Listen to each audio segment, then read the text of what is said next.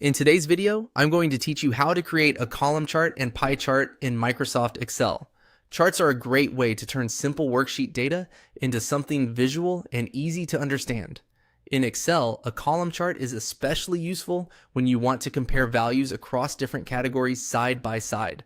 A pie chart, on the other hand, is best when you want to show how each category contributes to the total as a whole.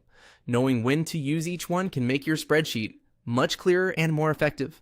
Let's begin by creating a column chart. First, select the data range A1 through B6. Make sure you include both the category names and the values, because Excel uses those labels to build the chart correctly. Once your data is selected, go to the Insert tab at the top of Excel. In the Charts group, click Insert Column or Bar Chart. A menu will appear with several chart styles. From there, choose 2D Clustered Column. As soon as you click it, Excel will insert the column chart into your worksheet. You'll now have a visual chart that compares the values in each category using vertical bars. This is one of the most common chart types in Excel because it makes differences between values easy to spot at a glance. Now let's create a pie chart using the same data. Start again by selecting the data range A1 through B6. Then click the Insert tab once more. In the Charts group, choose Insert Pie or Donut Chart. From the available options, select 2D Pie. Excel will immediately create the pie chart for you based on your selected data.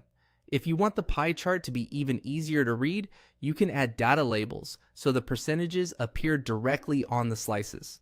That can be especially helpful when you want viewers to quickly understand how much each category contributes to the total without having to estimate from the chart alone. That's all it takes to create both a column chart and a pie chart in Microsoft Excel. The key is selecting the correct data first, then choosing the chart type that best matches the story you want your data to tell. Use column charts for comparisons and pie charts for proportions of a whole. With just a few clicks, you can make your spreadsheet much more visual and much easier to understand.